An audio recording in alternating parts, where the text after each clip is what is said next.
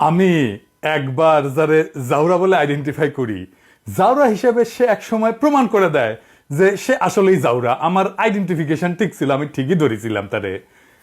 আমি এই পররাষ্ট্র সচিবরে নিয়ে মেলা এপিসোড করেছি। পররাষ্ট্র উপদেষ্টা তহিদ সাহেব পর্যন্ত কইছে যে আমি নাকি ওর পিছে লাগিছি, কারণ আমার অন্য কাউকে পছন্দ আছে পররাষ্ট্র সচিব হিসাবে। কথা সত্য, আমার পছন্দ আমি লুকাই না। তো আমি তো মনিকা বেলুচিরে পছন্দ করি। তো তহিদ সাহেব আপনার পছন্দ না জসিমের চাইতে মনিকা বেলুচিরে বা ইন্ডিয়ান নায়িকারে পররাষ্ট্র সচিব করলে তো সবাই মেনে নিত। এটা করেনি, সহজ জিনিস বুঝেন না কে। তাই জসিম কেন তার জাউরা উপাধির প্রতি সম্মান দেখাইছে সেটা এনার দেখি। এটা নতুন কাজ করেছে ওই। আসেন, এটা দেখে দেখি মজার জিনিস আছে। জসিম পাকিস্তানের সাথে একটা দ্বিপক্ষীয় মিটিং করেছে, করা ভালো জিনিস। পাকিস্তানের সাথে করিছে, মেলাদিন মিটিং টিটিং হয় না।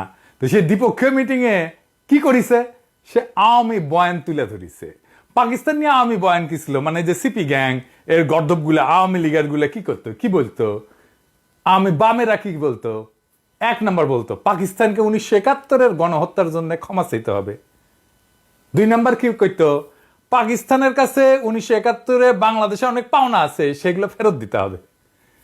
তিন নাম্বার, আইটকা পড়া পাকিস্তানিদের ফেরত নিতে হবে। এই তো, অন্য কিছু কইতো, এগুলোই তো। হাসিনা লেসপেন্সার, বিএনপি নেতার ভাই পররাষ্ট্র সচিব জসিম, উই আওয়ামী বয়ানরা আবার মাঠে আনিছে। এই আওয়ামী বয়ানরে আমি তার প্রত্যেকটা দাবি নিয়ে কথা বলবো, তার শয়তানি আর মূর্খতা ধরাই দেব, এবং এটাও ধরাই দেব যে এটা গ্র্যান্ড ইন্ডিয়ান প্ল্যান। সে পাকিস্তানকে 1971-এ গণহত্যার জন্য ক্ষমা চাইতে বলছে। পাকিস্তান একবার না দুইবার রাষ্ট্রীয়ভাবে ক্ষমা চাইছে বাংলাদেশের কাছে। আমি সেই প্রসঙ্গে প্রমাণ সহ আসতেছি এখন। পাকিস্তান কি গণহত্যার জন্য ক্ষমা চাইছে? 1974-এর 5 থেকে 9 এপ্রিল বাংলাদেশ, ভারত, পাকিস্তানের পররাষ্ট্রমন্ত্রীদের ত্রিপক্ষীয় একটা বৈঠক হয়। সে বৈঠকে বাংলাদেশে প্রতিনিধিত্ব করে মুজিব সরকারের পররাষ্ট্রমন্ত্রী ডক্টর কামাল হোসেন। বৈঠকের অন্যতম প্রধান আলোচ্য বিষয় ছিল 195 জন যুদ্ধাপরাধীর বিচার। এতে পাকিস্তানের প্রতিরক্ষা এবং পররাষ্ট্র প্রতিমন্ত্রী বলেন, কোনো অপরাধ সংগঠিত হয়ে থাকলে আমার সরকার তার নিন্দা জ্ঞাপন এবং গভীর দুঃখ প্রকাশ করছে। আর তখন পাকিস্তানের প্রধানমন্ত্রী জুলফিকার আলী ভুট্টো বলে, মিটমাট ত্বরান্বিত করার জন্য অতীতের সমস্ত ভুল ক্ষমা করে দিন এবং ভুলে যান। এই দুই বক্তব্যের পরিপ্রেক্ষিতে বাংলাদেশ সরকার সিদ্ধান্ত নেয় যে ক্ষমাশীলতার নিদর্শন হিসেবে এই বিচার প্রক্রিয়ায় তারা আর অগ্রসর হবে না। দেশে ফিরে 11 এপ্রিল 1974-এ ডক্টর কামাল হোসেন বলে যে বাংলাদেশে পাকিস্তান যে অপরাধ করছে তা প্রতিষ্ঠা করা, পাকিস্তান কর্তৃক তার সব অপরাধকে স্বীকার করানো এবং বাংলাদেশের বিচার অনুষ্ঠানের সামর্থ্য প্রতিষ্ঠা করাই ছিল প্রস্তাবিত যুদ্ধাপরাধী বিচারের মুখ্য উদ্দেশ্য। বর্তমান ক্ষেত্রেও পাকিস্তান তার অপরাধ স্বীকার এবং ক্ষমা প্রার্থনা করায় এই লক্ষ্য অর্জন করা গেছে। ডক্টর কামাল হোসেনের এই বক্তব্য পরদিন বাংলাদেশের সমস্ত পত্রিকায় প্রকাশিত হয়। এরপর বাংলাদেশের পক্ষ থেকে 195 জন যুদ্ধাপরাধীর বিচারের সিদ্ধান্তটা আনুষ্ঠানিকভাবে প্রত্যাহার করা হয়। এটাই ছিল প্রথম সরকারিভাবে ক্ষমা প্রার্থনা। আর ক্ষমা প্রার্থনা হয়েছে আরেকবার, হয়েছে দ্বিতীয়বার। ক্ষমা চাইছে পাকিস্তানের প্রধানমন্ত্রী ভুট্টো ঢাকা এসা। 1974-এর জুনে শেখ মুজিবের আমন্ত্রণে পাকিস্তানের প্রধানমন্ত্রী ভুট্টো ঢাকা এসছেন। ভুট্টোর সামনে রাতে একটা রাষ্ট্রীয় ভোজসভার আয়োজন করা হয়েছে। উপস্থিত আছে স্বয়ং সদ্যির বডিগার্ড, মন্ত্রী পরিষদের অন্যান্য সদস্য। ভুট্টো ডিনারের আগে বক্তৃতা দিতে উঠছেন এবং বলতে শুরু করলেন। কি বলতেছেন শুনেন ভালো কইরা। আপনাদের উপর স্বার্থপর অবিবেচক সামরিক কর্তৃত্ব লজ্জাজনক দমন পীড়ন এবং অকথ্য অপরাধ করেছে। আমি পাকিস্তানের জনগণের পক্ষ থেকে বাংলাদেশের জনগণের জন্য শুভেচ্ছা বয়ে এনেছি। আমাদের দয়া করে তাদের, মানে ইয়াহিয়া খান, তার সাথে এক করে দেখবেন না, যারা শুধু আপনাদের নয় আমাদের উপরও তখন শাসন করত। আমরা আপনাদের বেদনা এবং কষ্টকে অন্তর দিয়ে অনুভব করি। আপনাদের ক্ষতির জন্য আন্তরিকভাবে দুঃখ প্রকাশ করছি। আমাদের শেষ নবীর নাম নিয়ে আমি আপনাদের কাছে বলতে চাই, আমরা আমাদের কৃতকর্মের জন্য অনুতপ্ত, আমরা তওবা করছি। এর চাইতে আর ভালোভাবে কিভাবে ক্ষমা চাওয়া যায়? এইভাবেই তো ভুট্টো তার একটা রাষ্ট্রনায়কোচিত বক্তব্যে 71-এ পাকিস্তানের বাহিনীর বর্বরতার জন্য আনুষ্ঠানিকভাবে ক্ষমা চেয়েছিল। ভুট্টোর পরে শেখ মুজিব বক্তৃতা দিতে ওঠে। ভুট্টোর সাথে সুর মিলায় শেখ মুজিব বলে যে, আসেন আমরা অতীতের তিক্ততা এবং শত্রুতা ভুলে যাই এবং আমাদের জনগণের জন্য আশা এবং সমৃদ্ধির নতুন অধ্যায় শুরু করি। এইটা পৃথিবীর বিভিন্ন পত্রিকায়, আন্তর্জাতিক পত্রিকায় এটা ছাপা হয়। দেখেন আপনি। জসিম আবার ক্ষমা প্রার্থনা করতে বলে কেন? মানে এক অপরাধের জন্য কয়শবার পাকিস্তানের কাছে ক্ষমা চাইতে হবে? আমি পাকিস্তানের প্রতিনিধি দলে থাকলে জসিমের প্যান্ট খুলে নিয়ে পাছায় লাথি দিয়ে কইতাম, যা খুশি করগা। হারামজাদা জসিম জানে না এই ইতিহাস। এই ইতিহাস যদি সে নাই জানে তাহলে সচিবের চেয়ারে বসেছে কেন? বাংলাদেশের ইতিহাস সম্পর্কে বিন্দু মাত্র ধারণা নাই। আবার আইসিসে সচিবগিরি করতে শখ কত। আবার এরা যখন সরানোর কথা কওয়া হয় তখন পিঠ বাঁচাইতে চলে আসে তৌহিদ সাহেব। তৌহিদ সাহেবের ধরিচ্ছি নারায়ণ। পাকিস্তান কিন্তু তার ভাষ্যে সব কিছু উল্লেখ করে নাই, পাত্তাই দেয় নাই কি কইছে। কিন্তু পাকিস্তানের সাথে একটা ভালো কূটনৈতিক সম্পর্ক করার যে সুযোগ আমরা পাইছিলাম সেটা আমরা হারায় দিলাম। এবং এটা জসিম ইচ্ছা করে করছে, করছে ইচ্ছা করে, হারামজাদা। তারপরে আসেন পাওনা টাকার ইস্যু নিয়ে। টাকা নাকি পায়, এটা নিয়ে কি বুঝে দেখি। এই পাওনা টাকার বিষয়টা 2016 সালে হাসিনা সরকারের ইস্যু। ওইখান থেকে কপি পেস্ট করেছে, দেখেন জনকণ্ঠের পত্রিকা। হাসিনা সরকারের ইস্যু, হাসিনার জনপ্রশাসন পদক পাওয়া হাসিনার পাঁচাটা প্রফেসর ইউনুসের সচিব, বিএনপি নেতার ছোট ভাই, বিএনপির রিকমেন্ডেশনে হওয়া পররাষ্ট্র সচিব, এটা ফলো আপ করছে। আর দেখেন ইন্ডিয়ান মিডিয়াতে কি উল্লাস। দেখেন এডিটর সাহেব, আরো দেখান, আরো দেখান। দেখেছেন তো বিষয়টা কি? পাওনা টাকার বিষয়টা কি? আর একটু বিস্তারিত দেখি। 1970 সালে ভোলা ঘূর্ণিঝড়ের পর তৎকালীন পূর্ব পাকিস্তানে পাঠানো $200 মিলিয়ন বৈদেশিক সহায়তা এইটার মধ্যে আছে আর কি, এই টাকা চাওয়ার মধ্যে আছে। রেডি সাহেব, পাইজি মেলা দিন পর এক মাল পেয়েছি। এক গাধা ছিল সর্দির বডিগার্ড, 3 লক্ষকে 3 মিলিয়ন কইছিল। আর এক গাধা টু দি পাওয়ার ইনফিনিটি পাইছি। দেখান মালের ছবি দেখান, আর তার পিছিয়ে না গাধার দেখ দেন। এই হারামজাদা $200 মিলিয়ন সাহায্য এসেছিল তখন। হ্যাঁ, এই সাইক্লোনের টাইমে। এটা কি তোর সর্দির বডিগার্ড কয়ে গেছে?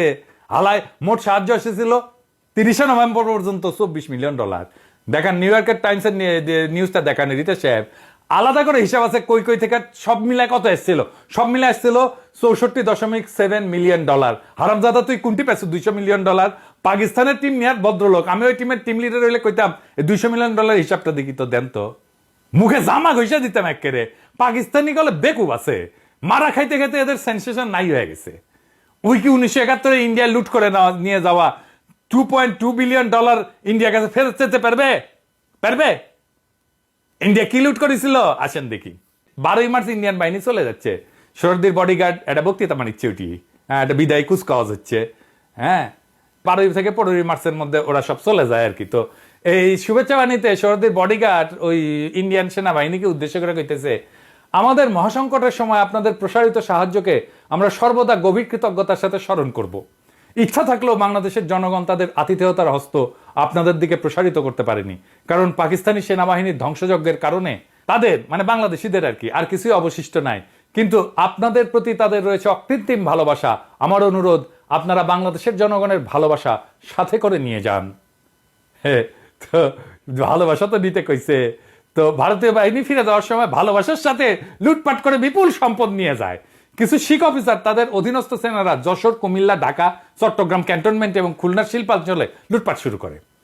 সেই সময় ভারতীয় বাহিনী সদ্য স্বাধীন দেশেদের সর্বব্যাপী নজিরবিহীন লুটপাট চালায়, তা বিদেশিদেরকেও বিহ্বল করে। গার্ডিয়ানের রিপোর্টে বলা হয় মিল ফ্যাক্টরির মেশিনারি পর্যন্ত চুরি করে নিয়ে যায় ভারতীয় সেনারা। পাকিস্তানি বাহিনী ফেলে যাওয়া অস্ত্র ছাড়াও খাদ্যশস্য, পাট, সুতা, যানবাহন, এমনকি সমুদ্রগামী জাহাজের যন্ত্রাংশ পর্যন্ত লুট করে দেয়। এই লুটের সম্পদের পরিমাণ ছিল সব মিলায় সেই সময় হিসাবে $2.2 বিলিয়ন। পাকিস্তানি বাহিনী তো আত্মসমর্পণ করলো। আত্মসমর্পণ করে ভারতীয় বাহিনী পাকিস্তানের অন্তত 4টা ডিভিশনের অস্ত্রশস্ত্র, ভারী কামান, গোলা বারুদ, যানবাহন, অন্যান্য সরঞ্জাম ইন্ডিয়া নিয়ে যায়। বাংলাদেশ সেনাবাহিনী প্রতিবাদ করলে টোকেন হিসেবে অল্প কিছু পুরানো অস্ত্র ফেরত দেওয়া চলে না, ফুটে না গুলি। এই ভারতীয় বাহিনী এতই নির্লজ্জ ছিল যে এত কিছু নিয়ে যাওয়ার পরেও ব্রিগেডিয়ার র্যাঙ্কের এক অফিসার ঢাকা ক্যান্টনমেন্ট থেকে ফ্রিজ, আসবাবপত্র, ক্রোকারিজ ট্রাক ভর্তি করে ভারতে পাচার করে। একজনকে ভারতীয় বাহিনী এই লুটের অপরাধে কোর্ট মার্শাল পর্যন্ত করে। তার নাম ব্রিগেডিয়ার মিশ্র। ওই সুনীল গঙ্গোপাধ্যায় ছিল না, তার পূর্ব পশ্চিমে একটা উপন্যাস ছিল, উটি লিখেছে, সুনীল গঙ্গোপাধ্যায় লিখেছে। ঢাকায় এত সব বিদেশি জিনিস পাওয়া যায়, এসব তো আগে দেখেনি ভারতীয়রা। রেফ্রিজারেটর, টিভি, 2-in-1, কার্পেট, টিনের খাবার, এইসব ভর্তি হতে লাগলো ভারতীয় সৈন্যদের ট্রাকে। এবং এই যে পাকিস্তানি বাহিনীর পরিত্যক্ত কয়েক হাজার সামরিক, বেসামরিক যান, অস্ত্র, গোলা বারুদ সহ অনেক মূল্যবান জিনিস, এমনকি প্রাইভেট কার পর্যন্ত সীমান্তর উপরে পাঠিয়ে দেওয়া হয়। এই লুণ্ঠন এত বেপরোয়া নির্লজ্জ ছিল যে বাথরুমের আয়না, ফিটিংস সেই লুণ্ঠন থেকে রেহাই পায়নি। নবম সেক্টরের অধিনায়ক মেজর জলিল তখন খুলনায়, ওই খুলনা দিয়ে নিয়ে যাচ্ছিল সবকিছু। তিনি প্রাইভেট কার এবং যা যা পাইছেন রিকুইজিশন করে সার্কিট হাউসে রাখছেন মুক্তিযোদ্ধাদের তত্ত্বাবধানে। কিছু সম্পদ রক্ষার চেষ্টা করছেন। এইভাবেই ভারতীয় বাহিনীর লুটপাটের বিরুদ্ধে বীর সেক্টর কমান্ডার জনগণকে সাথে নিয়ে সক্রিয় প্রতিরোধ গড়ে তুলছিলেন। ফলো পাইছেন 31শে ডিসেম্বর ভারতীয় বাহিনীর হাতে বন্দী হন, গুম করে ফেলে তারে। যশোর সেনা ছাউনির অফিসার্স কোয়ার্টার একটা নির্জন বাড়িতে তাকে আটক রাখা হয়। বাড়িটা ছিল পাকিস্তানি বাহিনীর একটা নির্যাতন সেল। বাড়িটা অন্ধকার ছিল, রুমে মানুষের রক্তের দাগ, এলোমেলো সেরাসুল, কিছু নরকঙ্কাল ছিল, সাথে শকুন এবং শেয়ালের উপস্থিতির মধ্যে খাটে ডিসেম্বরের রাতে আধা সেরা একটা কম্বল গায়ে দিয়া দেশের প্রথম রাজবন্দী এবং গুম হওয়া সেক্টর কমান্ডার এক বীর মুক্তিযোদ্ধা মেজর জলিল শুনতে পেলেন পাশেই ভারতীয় সেনাদের বর্ষবরণের উল্লাস, নাচের ঘুঙ্গুরের শব্দ, আর সেই সাথে নারী পুরুষের হল্লা। জলিলের সঙ্গে সেদিন ভারতীয় বাহিনী আরো গ্রেপ্তার করে একই সেক্টরের আগরতল মামলায় অভিযুক্ত নৌবাহিনীর প্রাক্তন লিডের সিম্যান সুলতান উদ্দিন আহমেদ এবং মোহাম্মদ খুরশিদকে। বাকি দুইজন খালাস পেয়ে যায়, কিন্তু জলিলের কোর্ট মার্শাল হয়।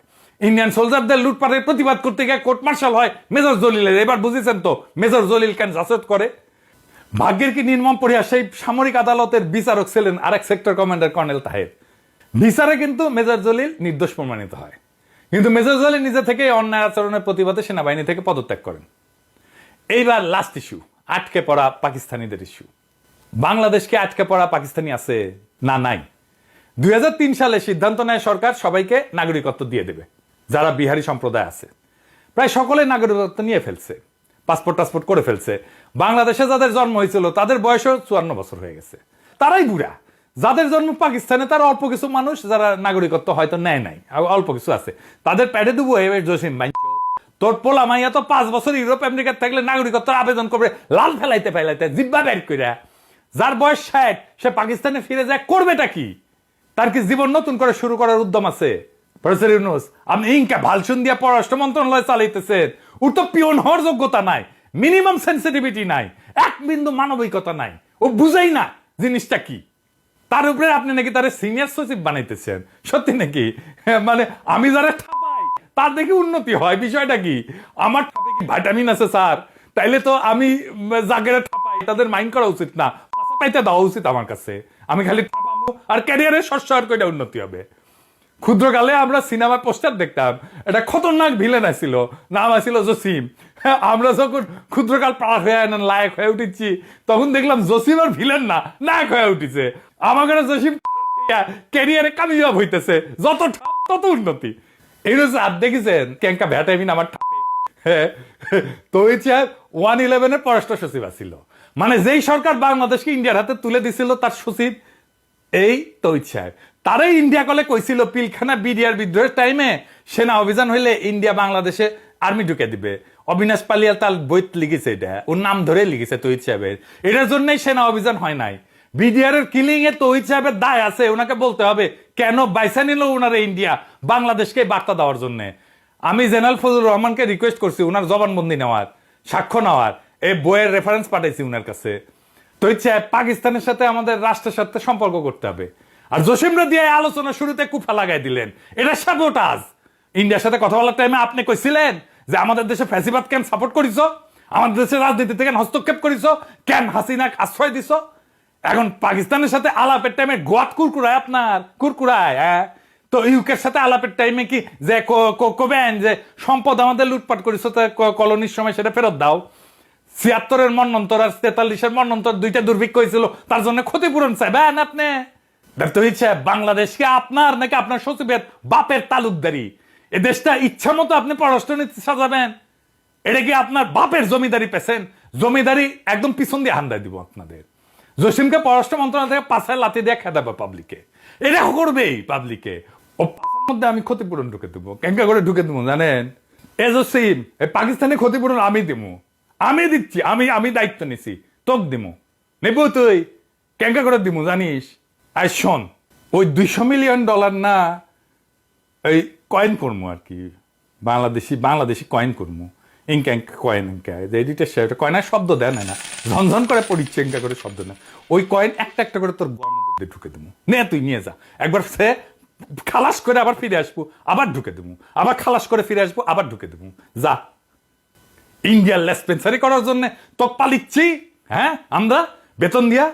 আর প্রফেসর ইউনূস, আপনি যদি ইন্ডিয়ান লেসপেন্সারদের সিনিয়র সচিব বানান, আমি প্রত্যেকটা এপিসোডে কমু আপনি ইন্ডিয়ান লেসপেন্সারদের প্রমোট করিচ্ছেন। আপনার সরকারের প্রতি আমাদের সমর্থন আনকন্ডিশনাল না, এটা মনে রেখেন স্যার। বিএনপির চাপ, ওয়াকারের চাপ, দ্রুত নির্বাচনের চাপ, এই সব কিছুর সামনে বুক চিতায় দাঁড়াইছি, উদয় না। হ্যাঁ, এই জন্য দাঁড়াই নাই যে আপনি জসিমের মতো ইন্ডিয়ান লেসপেন্সারদের পুরস্কৃত করবেন। জনগণ বোকা না স্যার, আর সব বুঝে। আর একটা এপিসোড করেছিলাম, এখনো রিলিজ করিনি, এটা সারমু এই পররাষ্ট্র মন্ত্রণালয় নিয়ে আমি কইছি না, সপ্তাহে সপ্তাহে একটা করে সারমু, ওটা আসতেছে। আরো কিছু আকাম এক্সপোজ করে দেবো। আমাদের প্রত্যয় একটাই, এদেশে প্রত্যেকটা জাউরা আইডেন্টিফাই করা, আর তাদের ইতিহাস, অজ্ঞতা আর ষড়যন্ত্র জনতার সামনে তুলে ধরা। এই জসিম হোক আর তার অভিভাবক তুল্য তৌহিদ সাহেবী হোক, কেউই জনগণের প্রশ্নের ঊর্ধ্বে না। ক্ষমার প্রশ্নে পাকিস্তানের ইতিহাস না জেনে যারা নতুন করে ক্ষমা চাও ধরা চালু করে, তারা আসলে এই ইতিহাস বিকৃতির মাধ্যমে ভারতের চক্রান্ত বাস্তবায়ন করতেছে। আমাদের চোখে তারা দেশের শত্রু, জাতির প্রতি প্রতারণাকারী। আমরা ইতিহাস জানি, আমরা তথ্য নিয়ে কথা বলি, আমরা প্রমাণ হাজির করি। আমার প্রত্যেকটা পর্ব, প্রত্যেকটা শব্দ এই জাতিকে জাগ্রত করার স্লোগান। এই দেশ কারো তালুকের জমিদারি না, এই রাষ্ট্র কারো বাপের সম্পত্তি না। আমরা ঠেকায় পড়ি নাই, ঠেকায় দিতে জানি। আর ইতিহাস বিকৃতিকারীদের ঠেকানো আমার দায়, দায়িত্ব এবং কর্তব্য। এই যুদ্ধে আমি একা না, আমার সাথে আছে জাগ্রত জনতা, আছে বিপ্লবী জনতা, আছে স্মৃতিশক্তির প্রত্যেকটা পৃষ্ঠা, আর আছে সেই অদম্য রক্ত যা বর্ষা বিপ্লবের রুহানি প্লাবনে প্রবাহিত হয়েছিল। তাই কইতেছি, আমার ঠাপে যদি কারো ক্যারিয়ার হয় তবে আমি আর ঠাপে যদি কারো মুখোশ খোলে তবে আমি মুখোশও ছিড়ব। রাষ্ট্র নিয়ে খেললে খেলাটা আমি শেষ করে দিব। কারণ বাঘে চুলে 18 ঘা, পুলিশে চুলে 36 ঘা, আর পিনাকি চুলে জয় বাংলা।